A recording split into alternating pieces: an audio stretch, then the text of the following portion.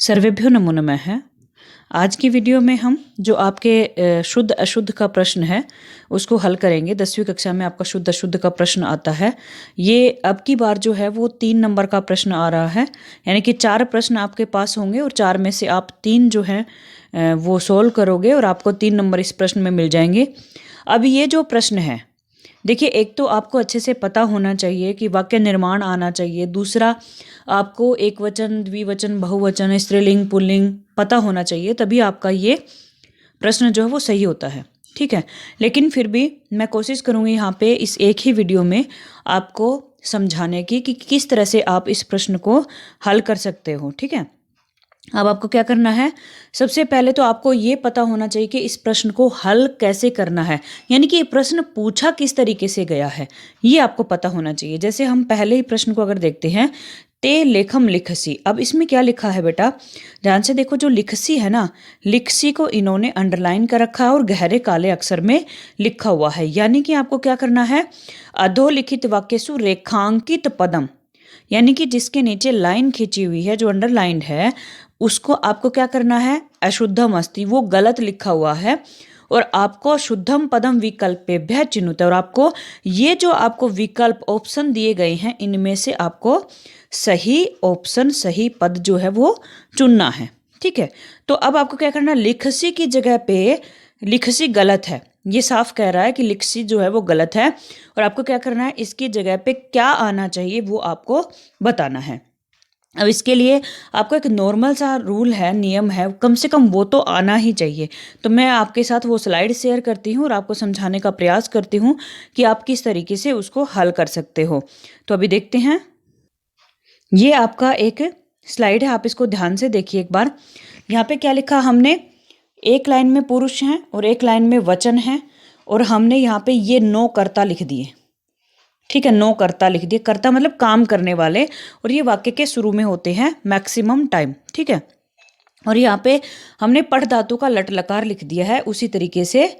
ठीक है, तो आपको क्या करना है, इसको पहले तो अच्छे से याद होना चाहिए। सह तौते तवम युवाम यूयम अहम अवाम वयम। ठीक है, ये आपके 9 कर्ता हैं और आपको ये अच्छे से याद होना चाहिए। और फिर कम से कम पठ धातु का लट लकार, इसका प्रोसीजर समझने के लिए। ठीक है, तो अब कैसे होता है, जैसे कि सह, सह क्या है, प्रथम पुरुष का एक वचन, तो जो क्रिया लगेगी ना वो भी आपके प्रथम पुरुष और एक वचन की लगेगी, यानी कि सह के साथ क्या लगेगा, पठती। ठीक है, सह के साथ लगेगा पठती, सह पठती मतलब वह पढ़ता है। ठीक है, इस तरह से करोगे। अब द्विवचन क्या है, तौ, तौ के साथ क्या लगेगा, पठतः। ते के साथ क्या लगेगा, पठंती।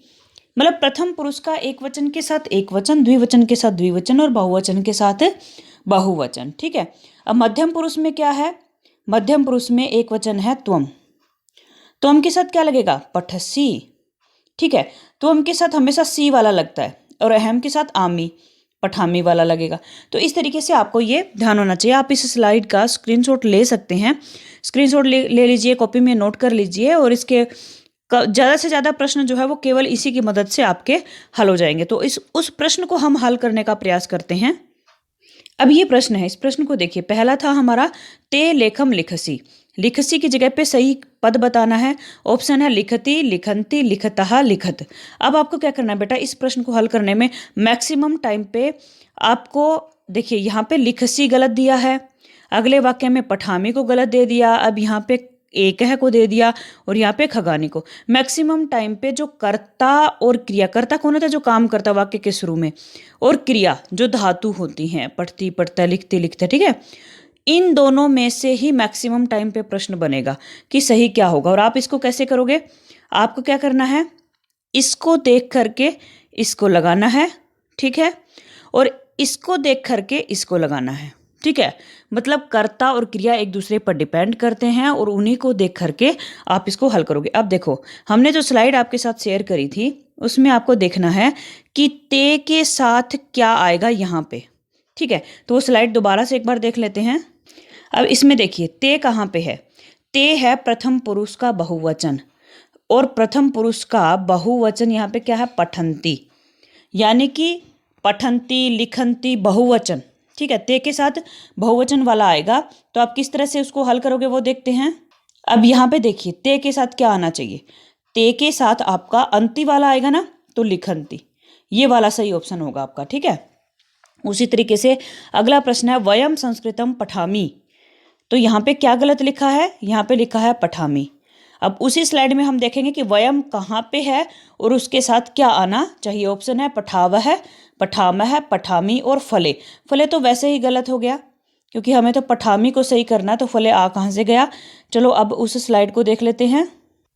अब इसमें कहाँ पे है वयम, वयम है इसमें यहाँ पे उत्तम पुरुष का बहुवचन। अब उत्तम पुरुष का बहुवचन यहाँ पे क्या है, आप इसको देखेंगे तो यहाँ पे लिखा हुआ है पठामह।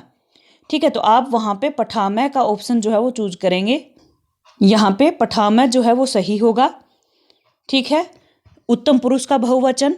अब अगला प्रश्न देखते हैं, एक है छात्रा श्लोकम वदति। अब देखिए एक है यहाँ पे गलत लिखा हुआ, ये कहता है कि एक है जो है ना वो गलत है, और ऑप्शन है एक, एका, एकम, एकहा। अब आपको क्या करना होता है, इस तरीके से जब पूछता है, एक जो है ना वो छात्रा का क्या है, विशेषण है। अब इसको आप किस तरीके से हल करोगे, अब देखो छात्रा जो है वो कौन सा लिंग है, छात्रा स्त्रीलिंग है, और एक है यहाँ पे कौन से लिंग में लिखा है, पुल्लिंग में। आप एक को तीनों लिंगों में याद करते हो, गिनती को, एक है पुल्लिंग है, एका स्त्रीलिंग है और एकम नपुंसक लिंग है। तो छात्रा क्या है, छात्रा स्त्रीलिंग है, तो छात्रा के साथ एका आना चाहिए, ना तो एक आएगा, ना एकम आएगा, ना एकहा आएगा। ठीक है, एकहा कब आता, ये वाला कब सही होता, जब यहाँ पे छात्राहा बहुवचन लिखा होता तो ये सही होता, लेकिन ये अब गलत है, तो छात्रा एक वचन है यहाँ पे, तो आपका सही ऑप्शन होगा एका। ठीक है, आगे देखिए, खगानी आकाशे उड्डीयन्ते, खगानी आकाशे उड्डीयन्ते, यहाँ पे क्या गलत है, यहाँ पे है आपका खगानी गलत लिखा हुआ है।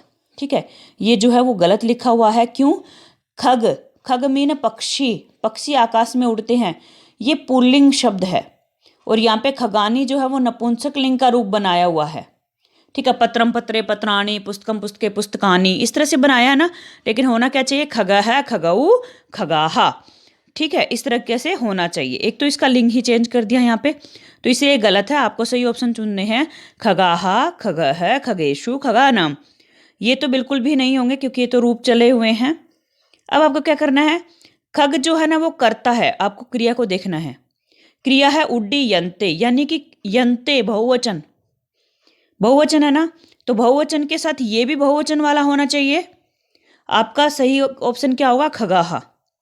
एक तो आप उसका लिंग चेंज करो, खगानी यहाँ नपुंसक लिंग में लिखा हुआ है, लेकिन खग जो है वो पुल्लिंग में होगा, तो पुल्लिंग में होता है खगः, पुल्लिंग में क्या होता है, खगः। एक बात सही हो गई। दूसरा उड्डीयन्ते बहुवचन है, तो खगः का बहुवचन यहाँ पे आप चूज करोगे, तो आपका सही ऑप्शन होगा खगाहा। इस तरीके से हमने ये शुद्ध अशुद्ध वाला प्रश्न किया। उम्मीद है आपको बहुत अच्छे से समझ में आया होगा। अगर ये वीडियो अच्छी लगे तो लाइक शेयर और सब्सक्राइब कीजिए। धन्यवाद।